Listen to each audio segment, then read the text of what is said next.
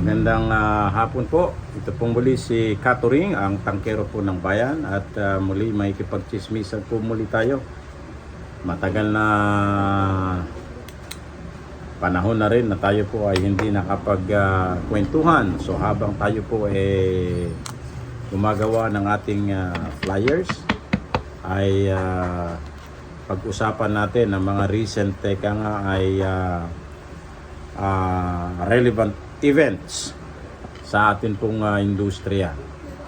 Ayan. So, kailan lang? Ngayon ay February 16, since 2 days ago, nag-celebrate po tayo ng atin pong tinatawag na Valentine's. So, kukumustahin po muna ni Katuring ang inyo pong mga naging Valentine's activities ninyo. Kung kayo po ba ay naging happy together naman ang inyong minamahal na kabiyak. Well, as far as Katuring is concerned, kahit pa paano, ginawan naman natin ng paraan para mai-date naman natin sa maikling oras ang ating kabiyak, no? Sa pamagitan lang, wala na hong hotel-hotel. Tayo po ay lumabas lang at nag-lunch date lang po. Kumain po tayo sa labas. Tinikman naman natin yung bagong bukas dyan na food chain.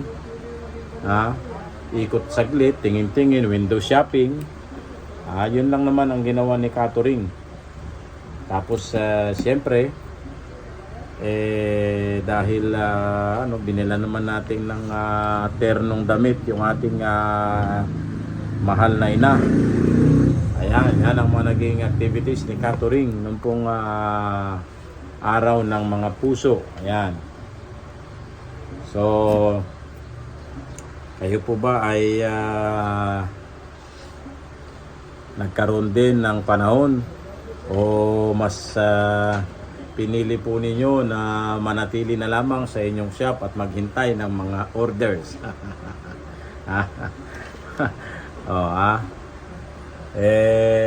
Kumusta na po? Kumusta na po ang ating operasyon? Kumusta na po ang ating market? Kumusta na po ang ating bentahan? Lalong-lalo na po sa mga branded LPG outlets. Ayan, kumusta na po? Kayo po ba ay na-climatize na sa kasalukuyan na tumihiral na sistema ng ating industriya? Bagamat sinasabi po ng batas, bagamat sinasabi na bawal na po ang mga pagbebenta ng mga generic, talagang hanggang sa ngayon marami pa hong matitigas ang ulo at ayaw bitawan ang transaksyon, operasyon at pagre-refill ng LPG na generic ang tangke. Ayan. So, yan naman it's a matter of choice, no? Alam na po nating bawal yan, pero kung talagang iniisip mo na habang maluwag pa, sinasamantala mo, well, hari nawa na hindi ka masama sa mga koleksyon ng nasasampulan. Kamakailan lang, alam naman natin siguro, hindi lingid sa inyong kaalaman, abay isa sa ating kasamahan na veterano at isang malaking dealer, then at the same time ay hauler, ay nasampulan po, no? Dito po sa area po ng Caloocan, kilala po ng ating mga kasamang tangkero yan. So hindi na ho natin nini-name out yan dahil yan naman actually ang pagkakaalam ko sa dealer-hauler na ito ay talagang sanay na. Marunong nang lumaro. Nabasa ko nga lang yung kanyang Ewan natin kung yun ay kanyang payo o yun ay paglalabas din ng kanyang siyempre damdamin, no? Yung tungkol po diyan sa mga pagbebenta ng mga tangke, ng mga brand. Marami pong gumagawa niyan. Kaya maghintay-hintay lang din po tayo ng oras natin kapag nilalapastangan po natin ang mga nagpagawa ng kanilang mga tangke sa ilalim ng kanilang ay trademark, at ito ay iyong basta-basta na lamang pagsasamantalahan at sa pamagitan na ibebenta mo ito ng walang pahintulot doon po sa trademark owner. Ayan. Okay? So, ang principle lang po niyan, kung matatandaan po ninyo, kung kayo po ay sinubaybayan po ninyo yung kaso po ng Tape Incorporated at ng nila Tito Vic and Joey, yung pong paggamit ng trade name ng yung Itbulaga, no, and other related purposes in the name of Itbulaga ay so sino po ang nanalo sa kaso? Ay siyempre, yung pong nagmamayari ng yung talagang nag-conceptualize, yung nagmamayari ng trade name. Yun po, sana maintindihan po at mailagay natin sa ating kaisipan, sa ating kukote, na ang mga tangke po na yan na branded ay pagmamayari po ng trademark owner.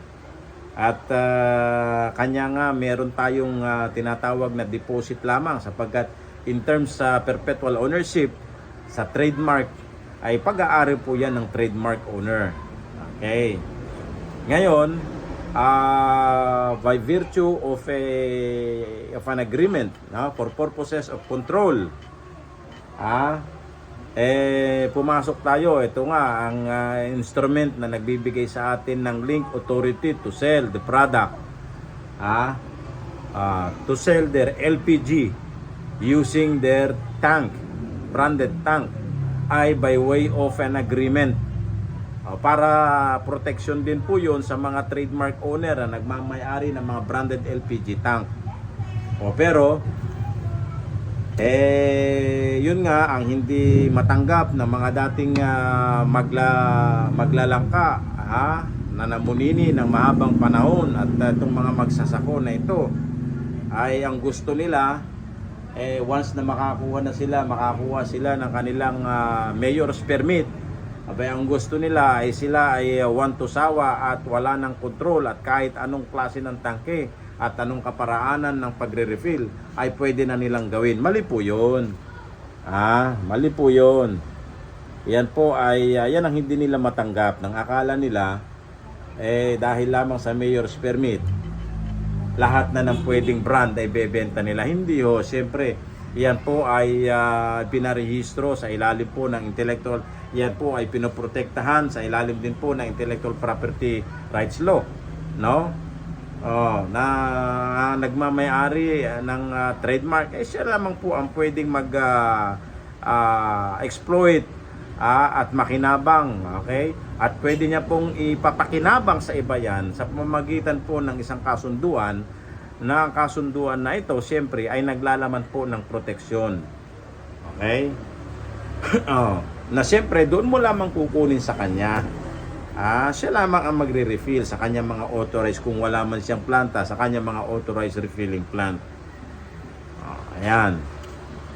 So dahil may matitigas ang ulo at mas pinili nila na labagin at sagupain ng batas, kontrahin ng batas, ayan po ang usual routine ng mga maglalangka at magsasako.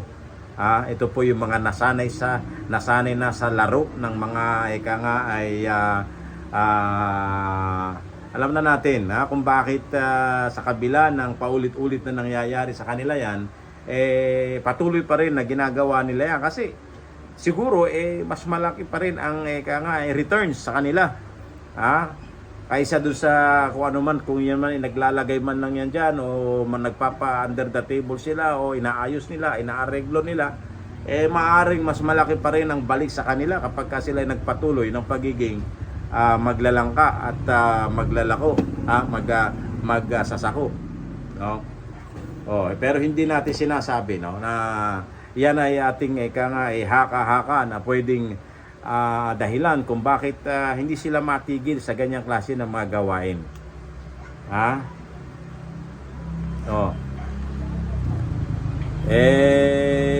Gusto nila na i-maximize yung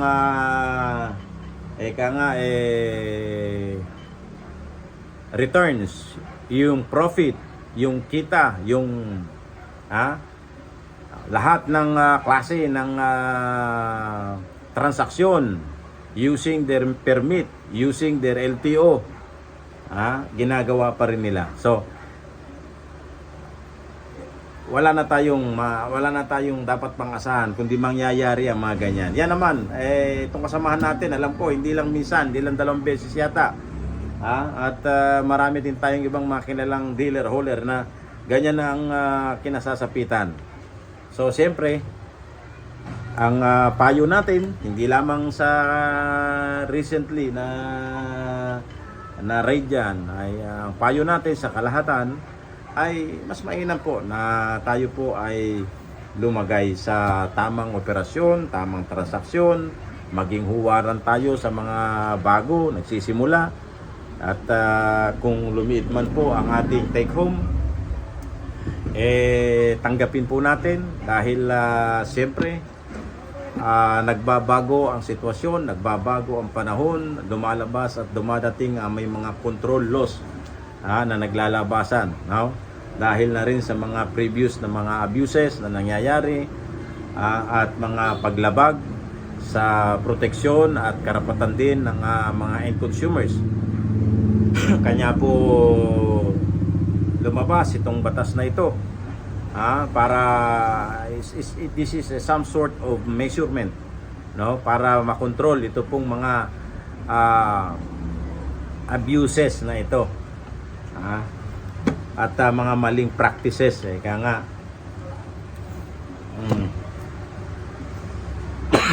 ngayon naman bago naman, tamang nagka-LTO lang. Nung nagka-license to operate o nagkaroon ng permit galing ng Department of Energy, nagkaroon ng mga agreement, marami pa rin sa mga maliliit at malalaking outlet ang lumalabag doon sa agreement na yan. No, yung pong supply agreement na yan. Marami pa rin lumalabag, ika nga. No? Kaya mga kasamahan nating mga outlet owner, pinaalalahanan ko po kayo na respetuhin po ninyo yung pong inyong kasunduan. Na ang kasunduan na yan, na hindi po katulad dati na tamang magamit lamang yan para magkaroon tayo ng para may bukas mo lamang yung showroom mo, makapagsimula ka lamang. Pero actually, kukuha ka naman pala ng iyong mga supply, kukuha ka ng iyong mga stocks, hindi doon sa iyong kakontrata. Mali po yan. No? Mali po yung ginagawa natin na yan. Kanya sa mga bago magsisimula, siguraduhin po ninyo na bago kayo magsimula, tsakin po ninyo na ang inyo pong mga brand na ibebenta ay talagang commonly used, popular doon sa area na yan. Para hindi ho basta-basta kayo sa kagustuhan nyo lang magkaroon ng LTO,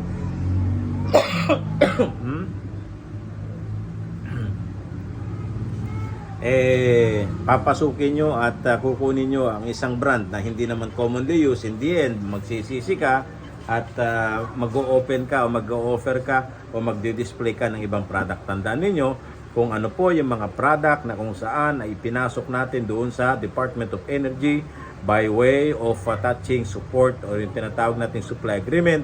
Kung ano lang po yung product na nandoon, yun lamang po ang pwede nating ibenta.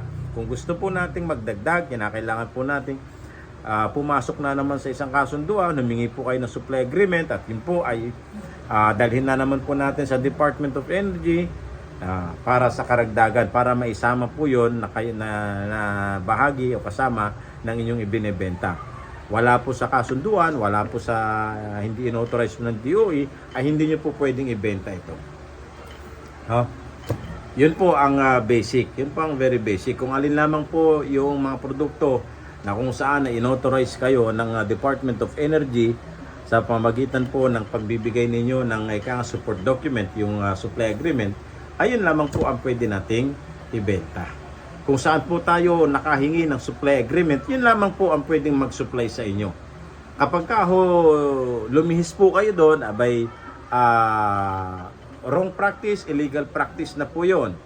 Mali na po yun. So,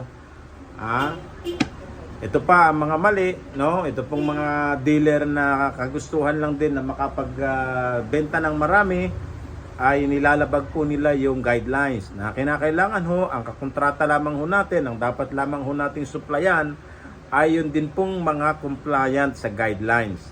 Meron siyang showroom, meron siyang permit. Yun po, hindi yung ang ginagawa ng mga ibang showroom ngayon, ang ibang ginagawa ng maraming mga dealer ay nagsusupply pa rin po ito sa mga outlet na hindi naman talaga authorized. Tamang may pwesto, nandun pa rin sa loob ng bahay, sinusupplyan pa rin niya. In fact, nagsusupply pa rin siya sa mga sari-sari store. Naglalagay ng mga supply niya doon.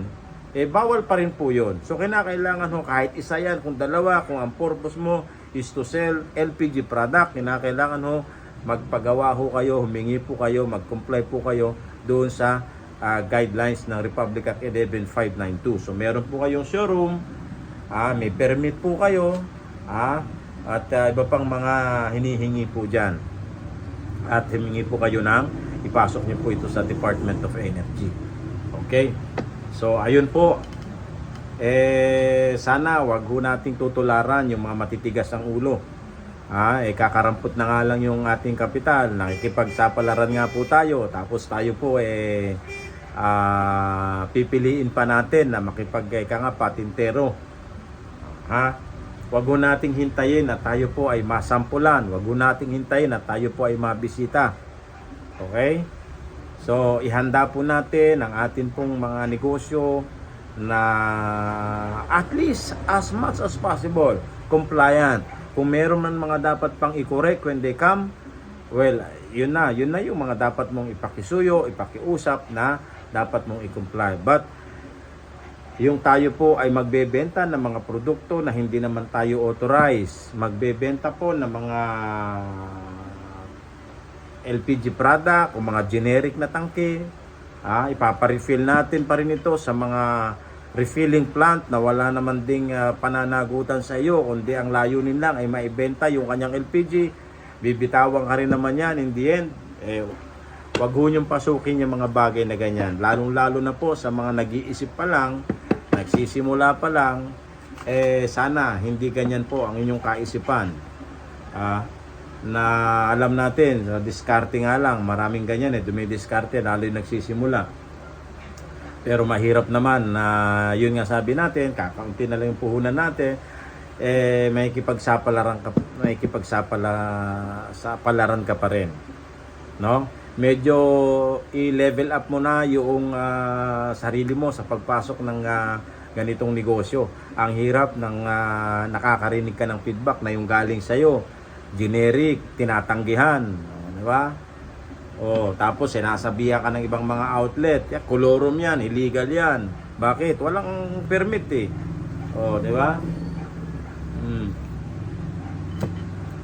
So, kuha tayo ng permit. Wag nating gawing isang kayabangan sa sarili natin na marunong tayo sa diskarte. Kung discarding illegal naman yung activities natin, wala kang moral, di ba? Wala kang moral. Total, alam mo na rin lang yung operasyon, alam mo na rin lang yung ganitong negosyo. Bakit hindi ka palang lumagay sa tama?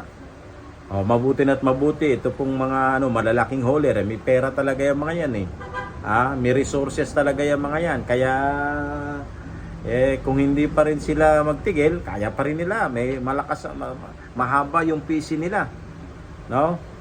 Oh, pero hindi sila nakakatuwa, hindi sila huwaran, no? Oh.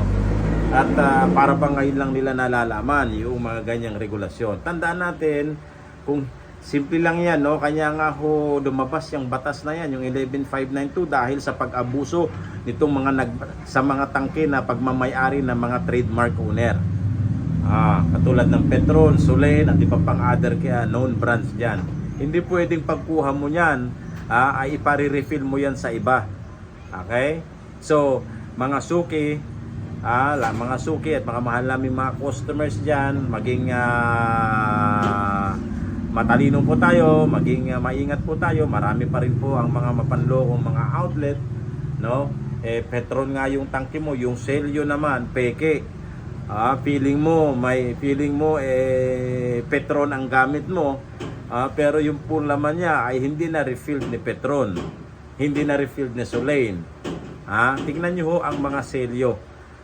Kung kinakailangan bisitahin po ninyo yung mga suki ninyong outlet, ay bisitahin po ninyo dito, mabubuo ang inyong ay kahit pa paano yung kumpiyansa ninyo na yung pong inyong mga LPG tank ay nanggagaling po sa mga lehitimo na mga nagbebenta ng mga LPG cylinder tank. Ayan po. So, tignan nyo po ang ibang mga videos na nagpapakita po kung paano natin madidistinguish o makikilala yung pong legit seal. Ayan, isa pang maraming kasama natin dyan, nagbebenta ng ang sinasabi, mga false marketing.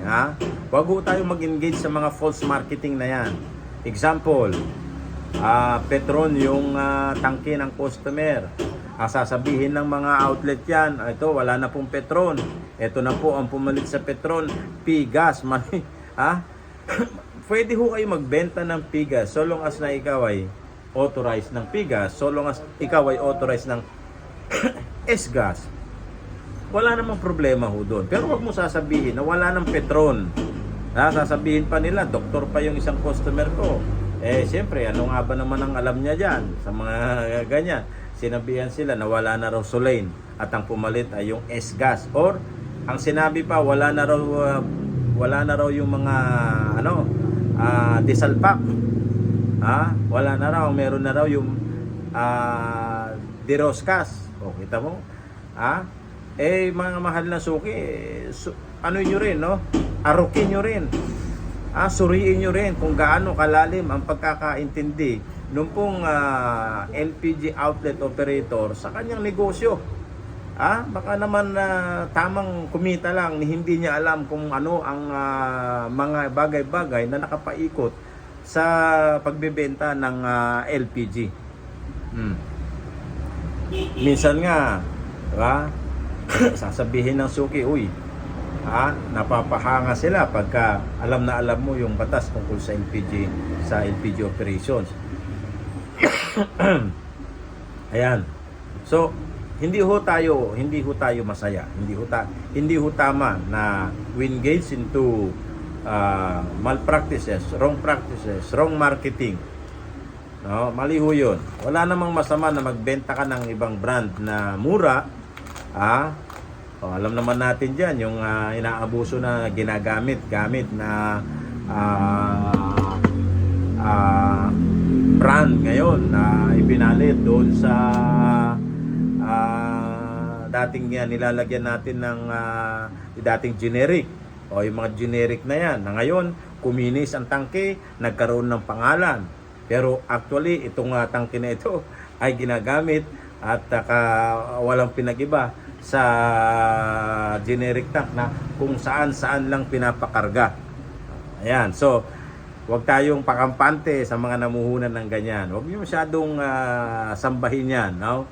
I-divide niyo yan. Huwag kayong masyadong ikalat ninyo ang inyong benta. Hindi lamang nakakonsentrate kayo diyan dahil yan yung malakas ngayon, no? Meron din naman tayo niyan, pero still gumamit pa rin tayo ng kasunduan sa isang dealer at yung kasunduan na yon ay pumirma, nakakonforme pa rin yung trademark owner, yung planta nitong nagmamay-ari ng tangke na ito. For purposes of compliance, ika nga. Alam nyo naman siguro yan. Diba? Alam na alam niyo, popular na popular sa inyo yung tangke na yan, na napakakikinis na nung araw yan yung pinalit natin kay Regasco. Diba? Bandang huli, binigyan ka ng mga mas malalim pa na tagihawat, pinagdaan ng tagihawat sa mukha ni Katuring. So, at any rate, makisakay tayo sa mga bagay-bagay, sa mga operasyon na pwede natin pakinabangan, pandagdag kita, not necessarily na tayo ay mag-iiligal. Okay? Dahil yan yung in. Dahil yan yung in. Makisakay tayo. Pero, hindi sa puntong aabusuhin natin, wala tayong kahawak na ni katiting na papel. So, meron pa rin. Meron pa rin. Kahit doon sa dealer na nag-susupply sa atin, meron pa rin. At kahit doon sa nagmamayari, meron pa rin. Ngayon, sabi ko nga, kung ang dealer mo ay nag-illegal, problema niya na yan. Basta, ang importante sa iyo, pag nandun na sa showroom mo, kinakailangan, it has to stand. Kinakailangan tumayo. It has to appear na legal. Everything is legal. Mahirap po na magaya sa mga malalaking dealer, hauler na yan, na nare-raid.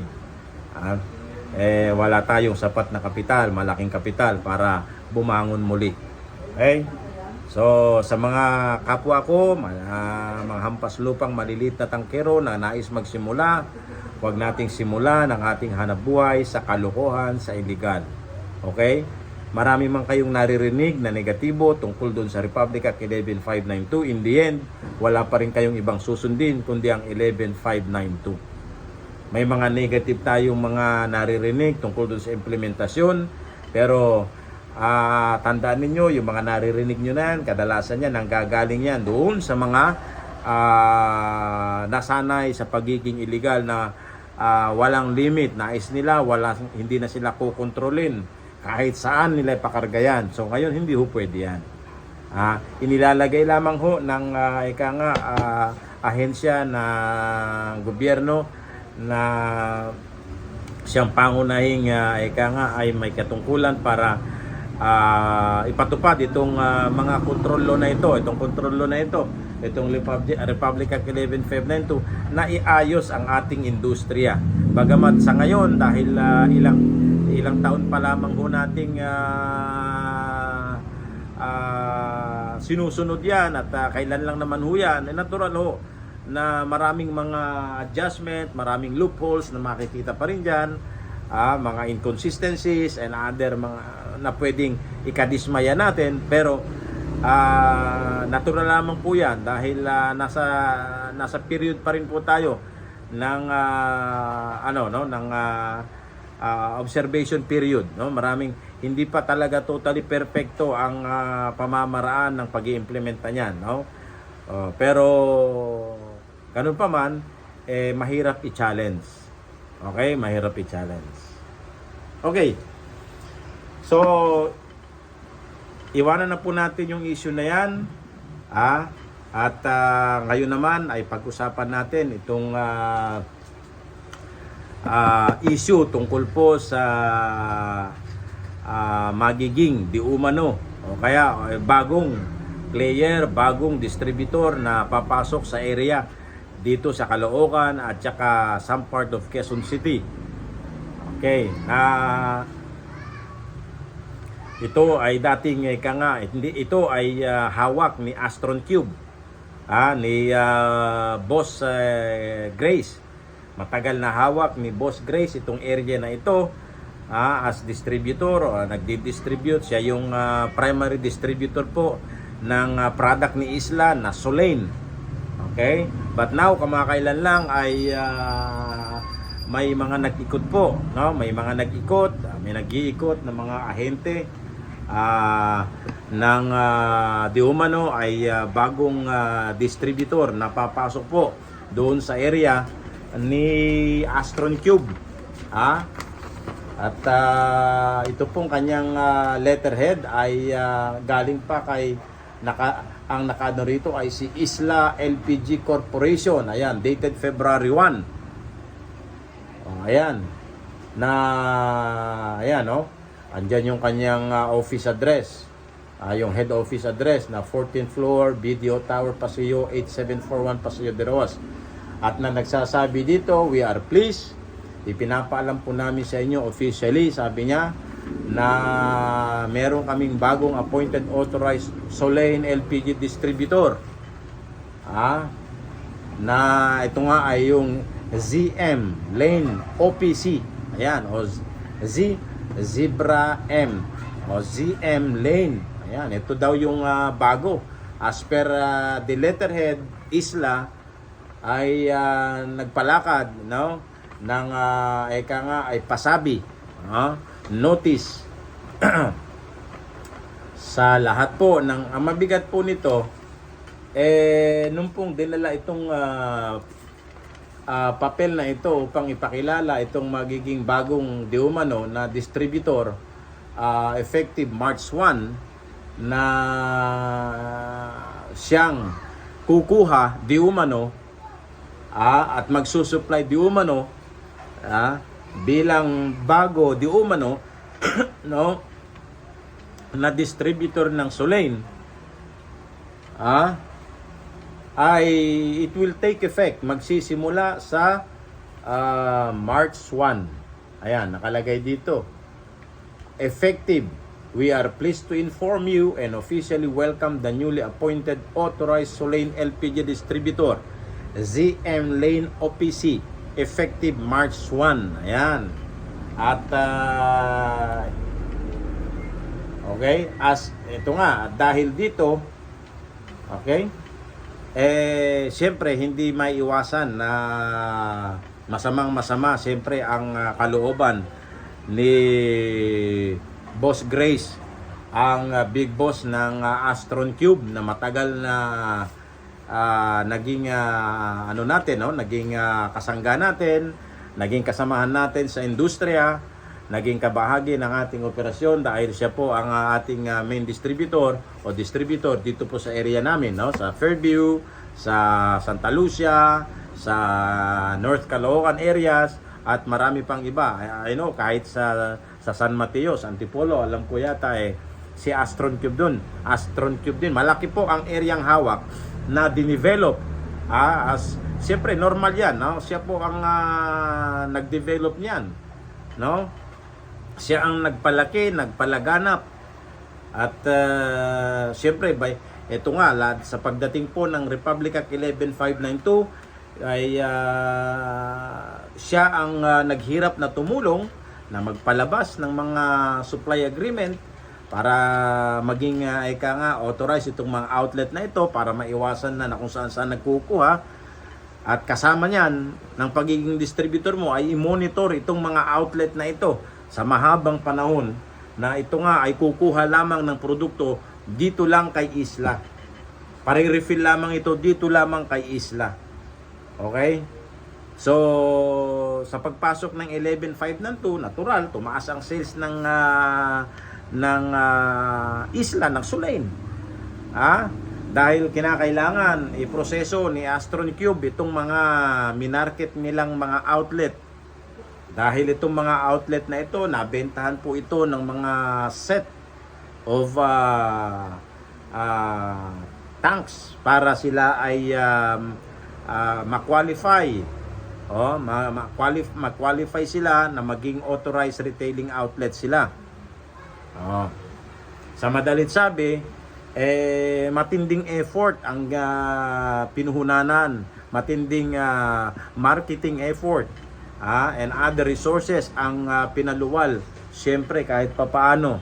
And then at the same time, yung rapport na ginawa ni Ma'am Grace, ni Boss Grace sa kanyang mga outlet. Dahil nakita natin yan, bumibisi-bisita yan sa mga outlet. Tayo ay sinuwerte naman na nagkaroon tayo ng personal na interview, personal encounter, meeting with Boss Grace. Ngayon, natural na nararamdaman at nakikisa tayo sa damdamin ni Boss Grace na could you imagine ay kasama po ng papel na ito yung listahan na naglalaman ng mga addresses ng mga authorized na retailing outlet. Na ito pong mga authorized retailing outlet ay makararating lamang kay Isla sa pamagitan po ng effort na ginawa ni distributor, which is ni Astron Cube. Imagine niyo, di ba? So, bahagi po yan ng marketing eh. Bahagi yan ng marketing activity, marketing effort. And na ginawa, na paghihirap. Bahagi yan ng pawis ng Astron Cube. Siyempre, hindi natin winawala yan eh. Hindi natin tinatanggal sa kanila yan na talagang naghirap sila para dumami yung kanilang mga outlet na susuplayan. At sa pagpasok nga ng 11592, hindi pwedeng maging authorized refilling outlet yan na hindi nila isasubmit ang papel nitong mga outlet na ito at ipoproseso itong supply agreement na ito. Na siyempre, pinirmahan ito ni Isla. Okay? Kinilala ni Isla sa pamamagitan ni Astron Cube. So, ganun din naman sa ibang mga distributor. Yan naman common na SOP nila. Pero ang punto doon, yung pagkakuha. Ang punto dito, kung bakit bigyan natin ng hustisya, ito pong nararamdaman, ito pong damdamin ni Boss Grace na talagang matinding-matindi ang sama ng loob at ewan natin kung ano mga gagawing aksyon ni Boss Grace. At alam natin na, alam ko, gumugulong na at nandyan na ang mga usaping legal. Dahil nga siyempre, sabi ko nga sa inyo, walang pinag-iba sa katulad nating mga outlet na nagpakahirap tayong lumabas, naghanap ng mga customer, minarket natin yan, inintroduce natin yan. Hindi lamang sa pag-introduce, sinusubaybayan natin yan. At pumupunta tayo sa kusina ng mga customer para alalayan sila, tignan ang kanilang mga safety concern, umattend sa kanilang mga safety issues. So ganun din po ang ginawa ng Astron Cube. Matagal din nating nakasama, kahit sabihin mo ng 2 taon lang natin nakasama yan, magtatatlong taon. Yan ay kabahagi ng kanyang pag-aalaga sa mga outlet na yan, yung pagbisibisita. Nakikita naman natin yan, bumibisita talaga yan, kahit na medyo hirap na rin yata sa paglalakad, nagagawa pa niya magbisita sa kagustuhan niyang yun nga, public relation yan PR yan customer service relation yan So binibisita niya yan. Sa madaling sabi ay bago naging outlet nila, bago naging authorized outlet po nila tayo sa pamagitan ng kanilang mga ahente rin, naging authorized outlet nila tayo, no? Nasa halip na tayo ay naging bumibili ng ibang mga tangke, nag-illegal kung sakasakali. Maraming ganyan Lalong-lalo na sa totoo lang, yung mga illegal na convert nila into legal. Sila ang naging dahilan, naging daan para maging ay ma-convert ito pong mga dating illegal na mga outlet ay into legal. From illegal, naging legal sila sa pamamagitan ng paggabay din ng Astron Cube. Ayan, alam no, hindi maiwasan, maraming ang rin nung araw dahil napakahirap kumuha ng supply agreement dyan. Pero kahit papano, in the end, nakakuha po tayo ng supply agreement sa kanya at nire-respeto natin yan ever since. Talagang doon po tayo kumukuha ng produkto kay Astron Cube, kay Solain, kay Isla. So, just imagine sa dami po ng kanyang mga inauthorized na outlet na sinusuplayan, na pinaiikutan niya ng kanyang mga ahente araw-araw.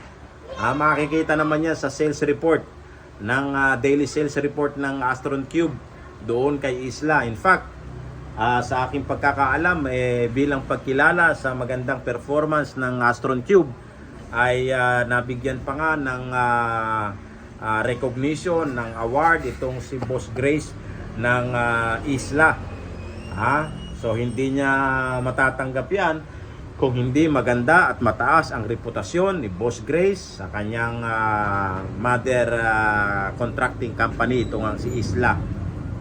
Okay? Ngayon, bago itong February 1, actually may mga naglalakad na ahente nitong ZM na ito na nagsasabi na sila na di umano ang magiging supplier namin ng mga outlet na ito.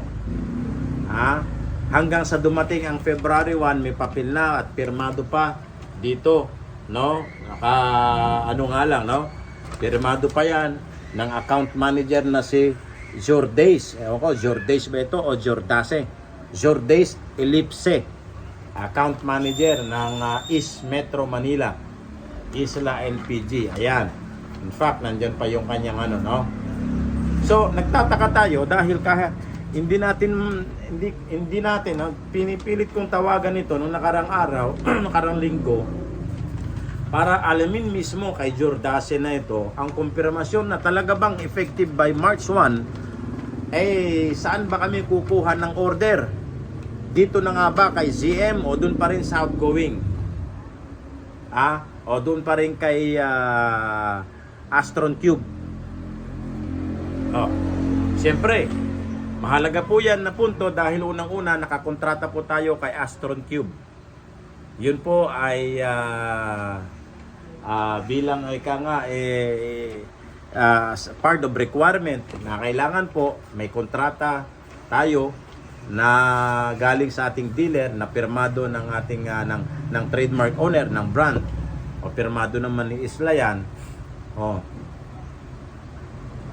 Ngayon, ang masaklap po dito, yun nga, sabi natin, so, magiging ano po ito magkakaroon po tayo ng issue dito, lalong-lalo na pagka tayo ay nabisita. Nabisita na wala naman tayong hawak na papel na ang dealer na pala natin, hindi pala si Astron Cube, kundi ang magiging dealer na pala natin o distributor na natin ay si ZM Lane. Gumastos po tayo ng kahit papaano 1,000 para lang ma-authorize ni Astron Cube at ni Isla. Bandang huli, baka mamaya yan po ay maging basihan ng ating penalty o fine pag tayo ay nabisita ng mga taga Department of Energy. Kaya kung may nakikinig po dyan ng mga kapatid natin at mga bossing natin dyan sa Department of Energy, sa OIMB, Oil Industry Management Bureau, meron nga po ditong ngayon dito sa area ng Quezon City at saka ng Caloocan, yung pong pag-authorize di umano ng panibagong player na distributor. Okay? So, ang pakiusap ni Catering ZM ay at Isla, pakiusap ni Catering Isla, baka naman pwedeng kayo mismo Isla ay maglabas at lumabas sa inyong lungga. Habulin ninyo ang period na yan at kayo mismo ang magsabi sa mga authorized outlet na yan na ito na nga ang magiging distributor. Kasi itong papel na ito, photocopy lamang po ito. Mahirap namang ito ay maging basihan lang natin para tayo basta-basta na lamang kumuha ng supply at tawagin. Parang alam mo, kahit pa paano na medyo sumasariwa pa sa ating isipan yung pong principle ng unjust enrichment sa civil code. Parang unfair o talagang unfair ito kay Astron Cube. Na imaginein mo, itong mga outlet na ito ay hindi lamang basta pumunta kay Solane. Ito ay sa pumunta kay Solane sa pamamagitan ni Astron Cube sa dahil na rin sa marketing effort ni Astron Cube. At nung dumami ang customer ni Astron Cube, nung marami siyang nahikayat na sumanib sa tribo niya at sa halip na maging illegal ay maging legal. At ang iba nga dyan ay bumili pa ng set sa kagustuhan lamang na alam mo, hindi yung iba hindi nga bumibili, di ba? So ang nangyari, nakakapagbenta si Astron Cube ng talagang set. Ito ay effort, marketing effort ito para i-press itong would-be new outlet na maging ay bumili ka. So ito ay sa pamamagitan po ng kay Astron Cube. Ngayon, nung naparami ni Astron Cube, here comes at nagsasabi, dito na kayo order effective March 1. alam mo, prerogative. Ako nga, nanggaling, inuulit-ulit ko ako nanggaling din naman ako sa isang klase ng industriya at bahagi ng industriya na yan, yung pag end of contract, eka nga, no? Ng isang ahensya na existing contractor, service provider. So, pag at least 3 months prior the end of contract, ay may notice na yan, napuputulin na natin ang kasunduan natin sa iyo at hindi na ikaw ang magiging service provider. And meron na kaming napili, for instance, ano? So itong incoming na ito ay natural magsasagawa yan ng mga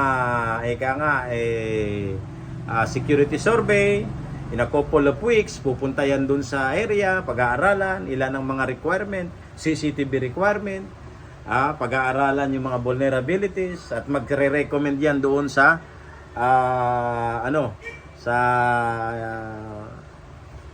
kumpanya, no?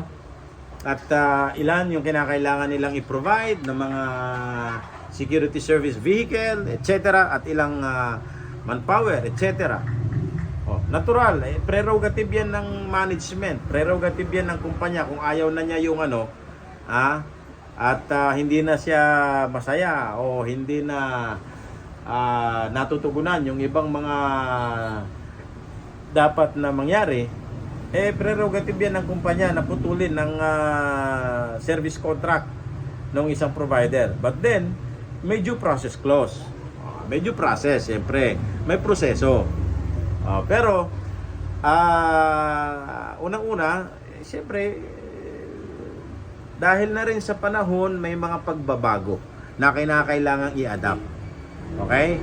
So, hindi natin alam, hindi natin sinasaklaw kung ano ang dahilan kung bakit iniaalis, binabawasan o tinatanggalan ng ibang area itong si Astron Cube at ipinasok ang ilang mga distributor. Hindi natin alam. Prerogative nila yan. Wala tayong doon, no? Nga lang, siyempre sa bahagi po ni Astron Cube ay masaklap talaga yan dahil parang alam mo ako minarket ko ito para dumami ang customer ni Isla, dahil alam naman natin marami pa ring nag-iiligan, pero sa kabila nun ito minarket natin, ang dami nating mga outlet ito, okay? At sa pamamagitan ko, ayan, na authorize sila. Okay, so dumami ngayon ang sales. Dami ngayon. Okay. Ang nangyari ngayon, nung pagpasok ng bagong ewan natin kung yan talaga magiging arrangement. Kasi nagtataka ka, noong nagpalakad ng papel ito at nagpakilala na sila na nga yung magiging distributor, ay nakita natin yung pangalan ng natin doon sa kanilang listahan. Yung pangalan ng ating outlet at saka yung authorized representative, yung nagmamayari ng outlet na yun, nandun So, paano lumabas yun? Paano lumabas yung listahan na yun? At bakit pinalabas yung listahan na yun? Na ang purpose ay puntahan nyo ito, puntahan nyo ito, at sabihin ninyo, ganun po yun Andun yung listahan ng mga outlet na siyempre minarket yan ni Astron. Hindi naman si Isla nagmarket yan. Natural, meron ding marketing effort si Isla dyan sa pamagitan ng mga ads sa television, sa ano pa man. Pero yung pagpunta mismo doon sa field, sa community, para lapitan itong outlet na ito, para kumbinsihin na bumili ng ganitong set at magpa-credit, na maging outlet, ay yan ay sa bahagi na ng distributor. Pero nung taka ka, andun yung mga listahan ng mga outlet, kasama nun, itong papel na ito. Ano ang lumalabas na mangyayari?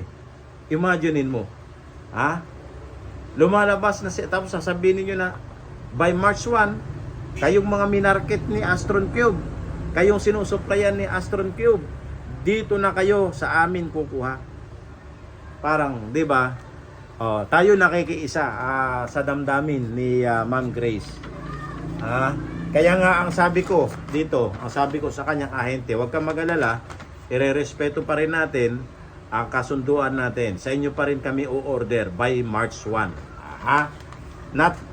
Not until na mismong si Isla through his representative ay lumabas at magpalakad, magpatotoo o magpasinungaling.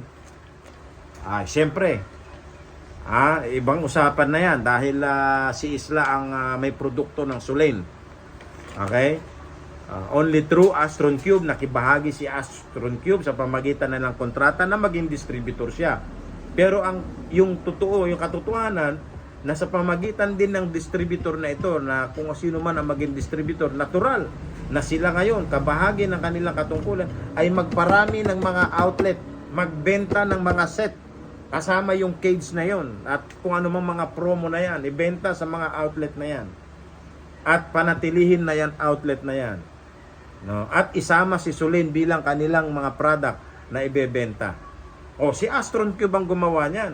Si distributor ang gumawa niyan. Ngayon, ibinigay mo yung area na yon kasama yung mga addresses ng mga at sinasabi ngayon, dito na kayo o-order sa amin. Unjust enrichment at the expense of the others, or enriching oneself at the expense of the other. Parang ganun po yan eh. Di ba? Imagine mo, pagpapayaman sa isang sarili, pagpapaginhawa sa isang sarili, sa pamagitan ng paggamit ng iba, paggamit o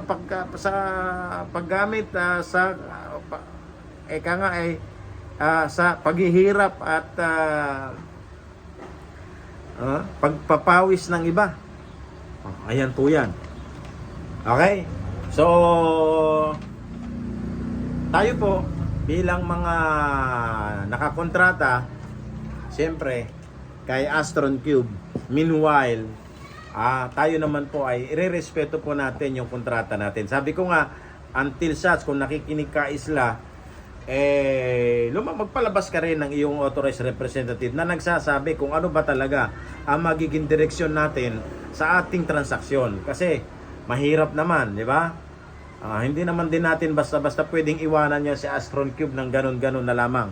Inayos niya yung papel natin para makilala ni Department of Energy nakasama ka Solen na ibebenta ni Catering. Tapos bandang huli, dito ka order lamang sa isang nagpakilala na sila na daw. Isla, kung nakikinig ka, at one time, tatawagan din kita para hingin din yung konfirmasyon mo. At sana bago kita tawagan, siguro maglabas na rin po kayo ng mga official statement po ninyo hinggil po dito. Okay? At alam ko si Boss Grace ay gumagawa na rin ng ng aksyon para proteksyonan ng kanyang karapatan. So ayan po, At magabang-abang po muli tayo at muli si Catering ay nakikiusap at nagpapaalala sa mga kasamahan nating mga outlet na wag ho tayong sumama sa mga illegal na yan. Okay? Bigyan mo ng mataas na moral ang iyong negosyo. Ang iyong sarili bilang operator. At lagi nating ipauna, i-advance yung interest, yung safety ng ating mga suki. Ugaliin lagi na check ang ating mga tangke, may mga singaw o wala. No? I-check po natin lagi yan. Okay? At ganun na rin po, pakiusap natin kay Regasco. Pag-aralan nyo pong mabuti ang pagkakaskid po ninyo ng inyong mga instruction from your managers, area managers, senior managers, down to your crew. Para hindi nagiging labo-labo. Marami na po kayong crew na natatakot na po dahil sa kanilang pagkatakot. Ito pahabol po, pahabol. Para kay Regasco, para din po sa mga ito, nakakarinig po tayo ng mga hinaing ng inyong mga crew na sila po ay nagiging mas lalong stricto. Tama naman po yan. As long as na tama yung pagiging stricto nila. Pero minsan, yung pagiging stricto po nila sa pag-qualify ng mga tangke, ng mga generic, ay mas nangingibabaw yung takot na sila ay ma-charge. So sa halip po na ma-charge sila kahit na-qualify dyan, baka mamaya may galit daw po yung contractor dyan, yung mga subcon nyo dyan, at kapag ay pwedeng i-reject na lang, sa kanila i-charge yung bayad ng tangke. Yung charge po na yon. So, dahil doon sa takot nila, hindi na lang sila nag-i-stricto, sa halip hindi na nila tinatanggap ang mga generic na ito.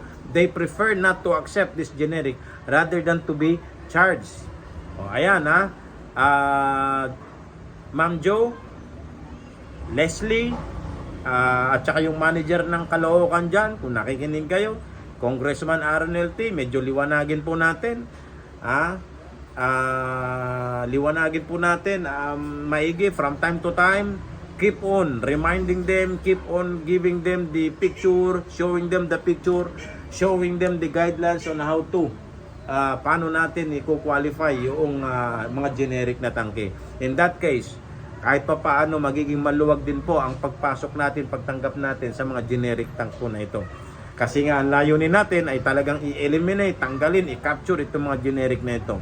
Pero kung may mga ganyang kahirapan, takot, itong mga ano na yan, maapektuhan din po tayo yan bilang mga outlet. And lastly, pakiusap natin kay Regasco para iwas pula. Ano po, alam po natin na kayo po ay pangunahin, tumutupad at gumaganap para tuparin ang guidelines ng Republic Act 11592. I-pull out na po natin yung mga sobrang substandard ang pagkaka-install, pagkaka-weld ng pong mga metal patches na nilalagay natin dyan.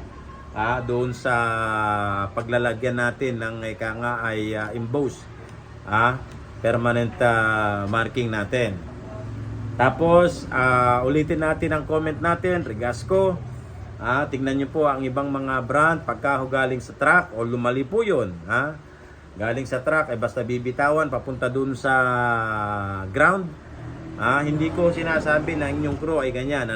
May mga ilan pong supplier sa tigas ng kanilang foot ring na naka-install sa kanilang mga tangke ay nacha-challenge sila na bitawan doon. Ibig sabihin, hawak-hawak nila yung tangke. Pag abot sa kanila ng crew na nasa taas, babagsak na lang sa ano yan, sa katibayan ng kanilang foot ring na naka-install, matatag.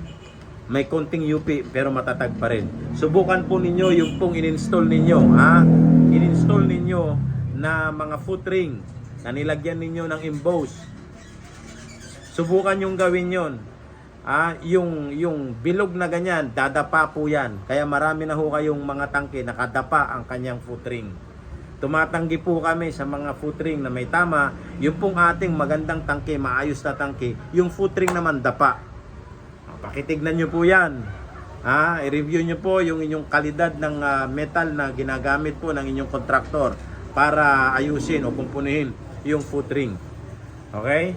So, another thing po, yung inyong policy pagdating po dun sa pagka may singaw.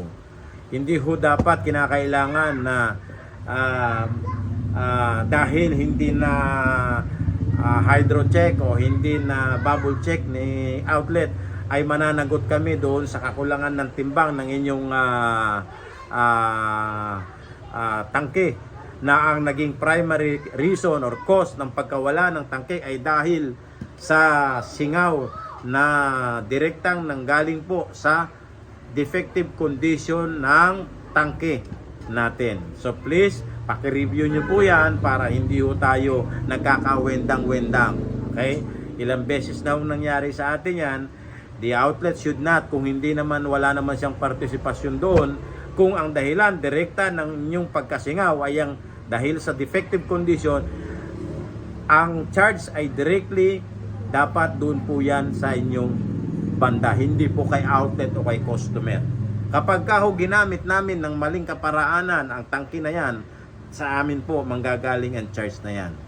Pero kung ang dahilan, just imagine, nanggaling yung tangke na yan, sa planta pa po ninyo yan, i-deliver pa po yan bukas. Kasi nga kinarga na yung tangke na yan, na unknowingly, defective yan, may singaw yan. Okay, kinarga yan kagabi. Ilan na yan ang nababawas yan. Hanggang sa kinabukasan, hanggang sa ma-deliver. Tapos hindi pa na-check ni outlet. Bakit mo i-charge si outlet? Kung direkta namang dahilan ng pagkabawas ng gas mo ay dahil sa defective condition ng iyong tangke, hindi kinakailangang mag-suffer ng burden itong si outlet o si customer. Ayan po, pakiusap natin Congressman Arnel T, Ma'am Jo, and the rest of the senior managers, please review the policy. Hindi ho ganun yun, na dahil hindi na-check ni ano ay kasalanan. Wala ho kayong business para palabasin sa market ang mga sirang tangke. Ganun lang po yun. As per Republic Act 1159. Magandang hapon po. Ito po si Catherine at magandang buhay at isang ligtas pong pagluluto sa ating mga kusinero. Magandang hapon po.